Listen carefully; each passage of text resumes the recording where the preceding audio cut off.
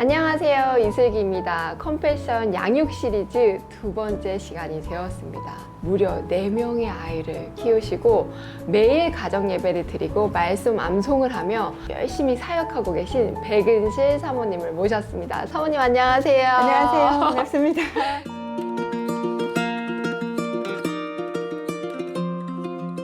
사모님 자녀 양육 관련해가지고 책도 여러 권 쓰시고 네네. 제가 알기로는 사모가 되기 전부터 신앙교육을 네. 열심히 하셨다고 들었어요. 네, 맞아요. 언제부터 이 분야에 관심이 있으셨을까요? 사실 관심이 없었어요.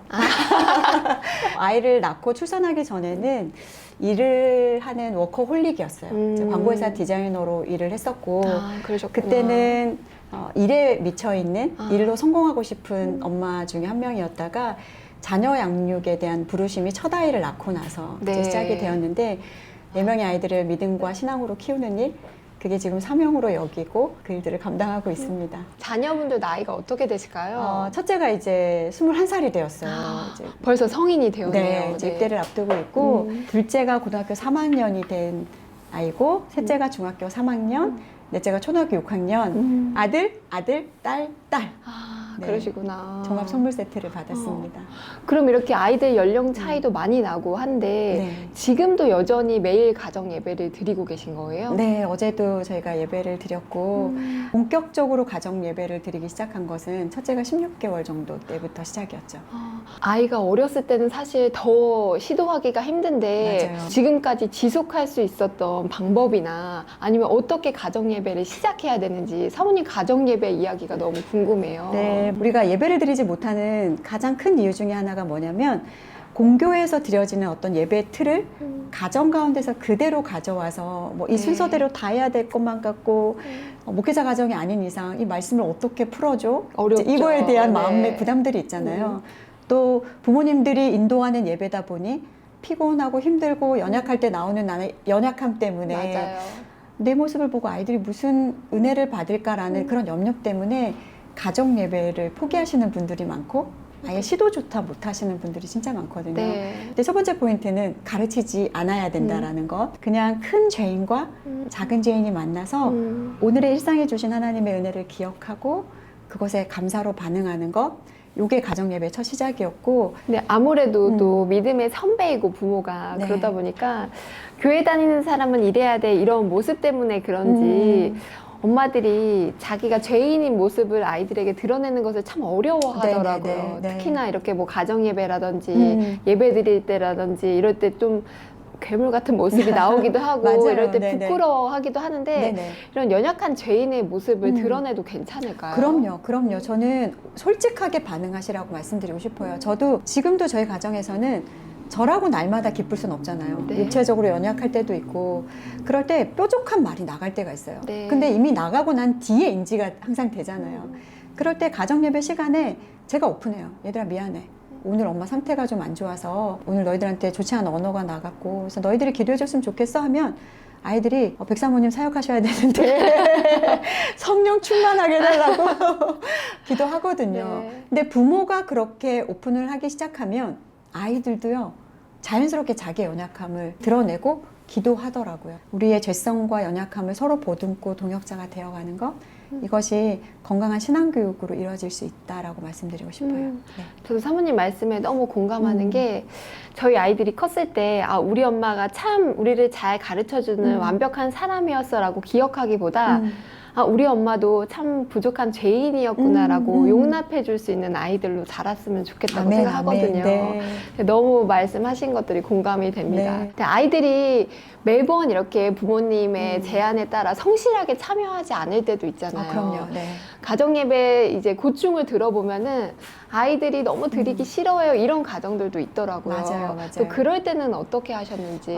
네네. 저희도 뭐 처음부터 예배를 잘 드렸던 가정은 아니거든요. 뭐 예배 드리다가 제가 저의 연약함에 부딪혀서 내가 만들어 놓은 틀 안으로 우리 아이들이 안 들어올 때 화가 나잖아요. 맞아요. 네. 이제 특히 아이들이 어렸을 때는 돌아다녀 소리 질러 예배 드리자고 하면 들어 누워 뭐 이러다 보면 제 안의 연약함 때문에 됐어 오늘 예배 안 드려 다 방에 들어가 좋은 마음으로 모였는데 예배 온도를 뚝뚝뚝뚝 떨어뜨려서 네. 결국 예배를 포기하게 만드는 역할을 아이들이 하는 게 아니라 제가 하고 있더라고요. 저와 저희 남편이 예배자가 아니더라고요. 아이들의 행동이 보이기 시작하고 아이들의 언행이 보이기 시작할 때 우리가 예배를 안 드리고 있구나. 이거 바로 잡느라고. 그래서 우리가 먼저 예배자가 되자가 시작이었어요. 네. 그래서 아이들이 장난치고 떠들고 까불고 할 때 눈을 감아버렸어요. 하나님께 온전히 집중하는 예배자. 이 모습을 보면서 아이들도 그 안으로 들어오기 시작하더라고요. 네. 그리고 유난히 돌아다니는 아이들은요, 엄마 방석을 좀 이용하면 좋습니다. 어떤 모습일까요? 일로 와, 엄마 품에서 이제 예배를 드리는 거죠. 안고. 근데 네. 제가 너무 감사했던 포인트가 저희 막내가 그런 얘기를 해요. 엄마, 찬송가 199장, 이거 엄마 찬양이에요? 이렇게 얘기를 하더라고요. 그래서 그게 뭐야? 라고 했더니 어머니의 무릎 위에 앉아서 들었던 말씀, 같이 찬양하고 기도하고 예배했던 그 기억이 아이들에게는 엄청난 보물 같은 시간이었던 것 같아요.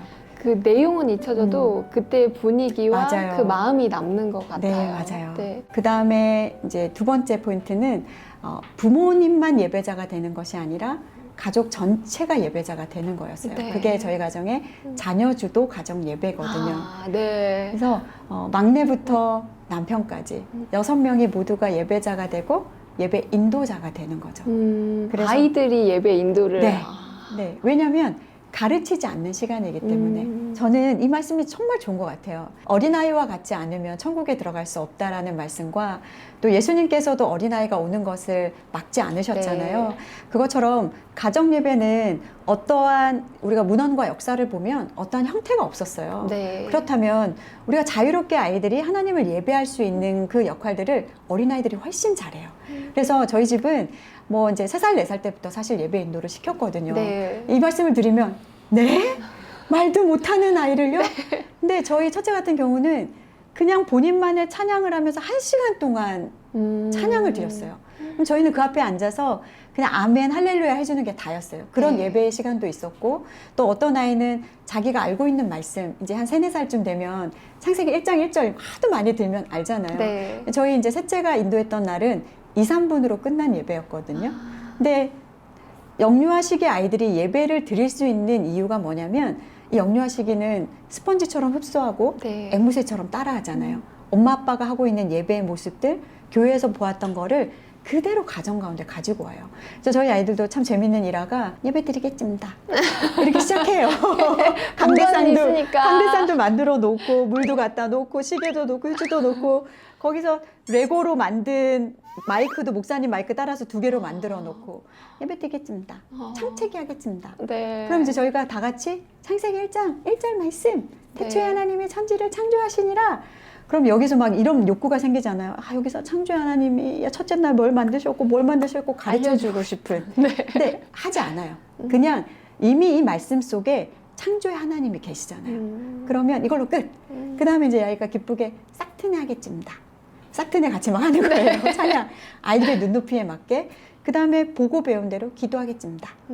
끝이에요. 그렇게 2, 3분으로 끝난 예배지만 이 아이는 아주 완벽한 예배를 드렸죠. 근데 그럴 때 뭐 이렇게 예배 드려 이게 아니라 가족들이 다 환대를 해줘요. 와, 네. 와 사랑이 오늘 첫 예배 드렸어 할렐루야 막 이러면 아이가 그 자리에서 떠나질 않는 거죠. 너무 그 환희에 차서. 근데 이 아이들을 예배자로 세워서 예배를 드리다 보면요, 아이들이 예배 안으로 끊임없이 들어오고 싶어해요. 어린아이들이 드렸던 예배가 그 상태로 머무는 게 아니라 계속 업그레이드 되더라고요. 그렇군요. 지금 저희 첫째 같은 경우는 본인 예배 시간에 기타 들고 찬양 인도하고 너무 좋네요. 뭐 본인이 또 암송하고 싶은 말씀들, 같이 읽고 싶은 말씀들 꺼내거든요. 그러니까 아이들의 신앙의 성숙도에 따라서 예배도 성숙하게 되는 네. 것 같고, 또 더 나아가서 아이들이 연령대가 많은 갭 차이가 있는 가정들, 저희들 집처럼 네. 그러면 어떤 날은 초등학교 수준의 예배를 드리고 네. 어떤 날은 중학교 수준의 예배를 드리고 어떤 날은 대학생이 인도하는 예배를 드리다가 어떤 날은 어른 수준의 또 예배를 드리죠. 그러다 보니 이렇게 가정 안에서 가정 예배를 익숙해진 아이들이 공교회에서 예배 정말 잘 드려요. 네. 어떤 예배든지 다 흡수할 수 있더라고요. 훈련이 됐으니까. 네네. 그래서 저는 가정 예배를 처음 드리시는 가정들에게 말씀드리고 싶은 것은 가정 예배는 즐거워야 돼요.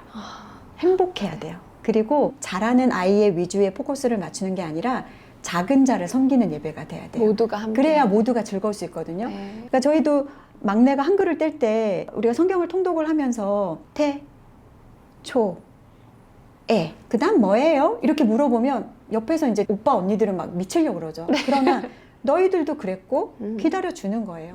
그러면 그 인내 시간들을 기다려주고 같이 축복해주고 하는 그 예배 시간이 존중받고 축복하고 이게 이제 선순환이 이루어지기 때문에 가정 예배는 즐겁고 행복해야 된다. 네. 절대 화내지 마시라. 네. 말씀드리고 싶습니다. 신앙뿐만 아니라 그렇게 가족이 다 화합하면서 전인격적으로 자라는 맞아요. 시간이 될 것 같아요. 맞아요. 네. 근데 이제 영유 아이들은 그 시간을 너무 좋아하지만 또 참 어려운 사춘기 친구들은 예배 드리자 하면은 그렇죠. 좀 거부감이 있을 수도 있을 것 같아요. 맞아요. 사춘기 아이들은 어떻게 가정 예배 드리면 좋을까요? 저희 아이들도 사춘기를 지나면서 날마다 예배를 기쁘게 들었던 건 아니에요.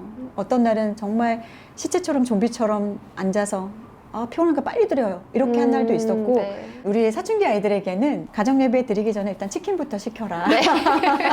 목구멍을 열고 네. 마음을 열어라. 아이들은 정말 먹을 것으로 마음을 열면 마음을 활짝 열더라고요. 네. 그리고 이제 모여서 축복의 시간을 가지시는 거죠. 브레싱을 먼저 하시면 좋아요. 그 시간을 통해서 내가 누군가에게 존재로 여겨지구나. 이거가 정말 중요하거든요. 근데 사춘기는 사실 관계잖아요. 네. 근데 이 관계가 어그러지면 어떤 것도 안 되거든요. 그래서 청소년 부모 교육하면 반드시 말씀드리는 것 중에 하나가 어떠한 신앙적인 것을 더하기 이전에 이 아이의 마음을 먼저 여셔야 됩니다가 네. 먼저거든요. 네. 그래서 첫 시작이 그냥 소리 없이 손부터 잡는 거예요. 네. 하지 말라고. 아이들은 그러거든요. 그래도 괜찮아. 그렇게 일주일만 손 잡으면요. 그 다음부터 손을 내밀어요. 그러니까 이런 작업들이 먼저 이루어져야 되겠죠. 뭐 학교 갔다 왔을 때도 등을 쓰다듬어 주는 행위들 네. 하지 말라고 분명히 그러거든요. 근데 그냥 미소로 등을 쓰다듬는 엄마가 여전히 나를 사랑하고 있고 우리 가족이 나를 기다리고 있구나. 그럴 때 요즘 기도 제목 있어? 물어보면 돼요. 없어. 대부분 다 이렇게 얘기하거든요. 네. 그럴 때 없을 수 있지. 근데 나는 널 위해서 이렇게 기도해. 이게 시작이에요. 그러면 내가 돌아올 자리가 있구나. 실제로 제가 이제 대형 교회에 청소년 부서를 한 4주간 가정 예배 훈련을 시켜드린 부서가 있었어요. 네. 근데 그 부서에서 다 청소년 아이들이었어요. 제가 엄청난 부담감을 가지고 이제 교육을 했는데 그 첫 시작이 뭐냐면 자녀의 마음을 읽기였거든요. 자녀에 대해서 얼마나 많이 알고 계세요거든요. 근데 그 중에 한 가정이 아이가 가출을 이렇게 정말 밥 먹듯이 하고 이 아이는 가정 예배가 중요한 게 아니라 집에 들어오는 게 중요한 아이였고 교회 생활을 하는 게 오히려 더 필요한 아이였어요. 네. 근데 이제 그 어머님이 첫 시작부터 저는 이 교육과는 관련이 없는 것 같아서 나가고 싶습니다 했는데 제가 끝까지 계셔보시라고 이제 말씀을 드렸고 같이 기도하는 시간들이 있었어요. 아이가 돌아올 때마다 어머니가 아이를 위해서 기도하는 모습을 보여주셨으면 좋겠습니다 였는데 이 어머니가 혼자서 예배를 드리기 시작하셨어요. 네. 가정 예배 문을 여신 거죠. 네. 근데 놀랍게도 이 아이가 회복이 있었어요. 그리고 엄마의 눈물의 기도를 보았고 이제 지금은 교회에서 간증을 하셨더라고요. 그 모녀가. 그래서 하나님이 하실 일들에 대한 기대감을 가지시고 정말 물을 한 방울 한 방울 한 방울 떨어뜨린다라는 심정으로 청소년들은 가야 되거든요. 네. 한 번에 대단한 변화가 일어나진 않을 거예요. 아이를 이런 까만 물이라고 생각해요. 그래서 이 까만 물만 보면 소망이 없고 절망적이죠. 이 물이 바뀔 건가. 그래서 많은 부모님들이 컵에 담긴 까만 물을 그냥 쏟아버리고 싶은 거예요. 완전히 쏟아버리고 새물로 담았으면 하는 그게 많은 갈등을 가지고 오는데 저는 가정에서의 신앙교육은 이 까만 물에 조금씩 하얀 물을 타는 거라고 생각해요. 네. 그러면 이게 넘쳐서 결국은 맑은 물로 바뀌거든요. 네. 그 시기가 이제 오래 걸릴 수는 있으나 그게 가정 예배이고 그게 신앙교육의 핵심적인 부분이라고 생각해요. 지금 내 아이에게 변화가 없어 보여도 지금 소망이 없어 보여도 부모님이 포기하지 않으면 아이들은 절대 손 놓지 않습니다. 네. 그런데 요즘 현대 사회에서 바쁘기도 하고 또 상황이 여의치 않아서 네. 예배를 지속하기 힘든 경우도 있잖아요. 네네. 그럴 땐 좀 어떻게 하면 좋을까요? 사실 저희 집에는 초중고대 아이들이 다 있잖아요. 네. 이 아이들과 예배 시간을 합해서 뭔가를 한다는 거가 엄청난 어렵죠. 어려움일 수 있거든요. 네. 그런데 이게 우선순위에 두다 보니까 처음에 저희가 가정예배 시간이 정해진 시간에 드렸다면 지금은 조금 유동적이에요. 네. 그래서 기가 시간을 알리면 그 시간에 맞춰서 최대한 합을 이루어서 예배를 드리려고 하는데 그러다 보니 지방을 갔다가 올 때는 차 안에서도 예배를 같이 드리게 차 되고 안에서요? 네네. 네. 하나님 어디서나 계시는 무소부재하신 분이시니까 네. 그분 앞에 우리는 어떻게든 반응할 수 있다라는 것들을 아이들에게 가르쳐 준 것 같고 이제 재밌는 에피소드는 저희 아이가 시험 기간이었어요. 네. 근데 뭐 번개로 공부를 하려더니 얼마나 피곤했어요. 근데 예배 드리는 중간에 잠이 들어버린 거예요. 이제 크리스찬 부모님들이 도덕적 기준도 높고 윤리적 기준도 높다 보니까 어디 감히 예배 시간에 잠을 자? 그쵸. 일어나. 네. 이렇게 되면 하나님 앞에. 그렇죠. 이 아이는 늘 징계하고 경계하고 사랑이 없으신 하나님을 만날 거예요. 그런데 저희는 잠이 들면 그냥 내버려 둬요.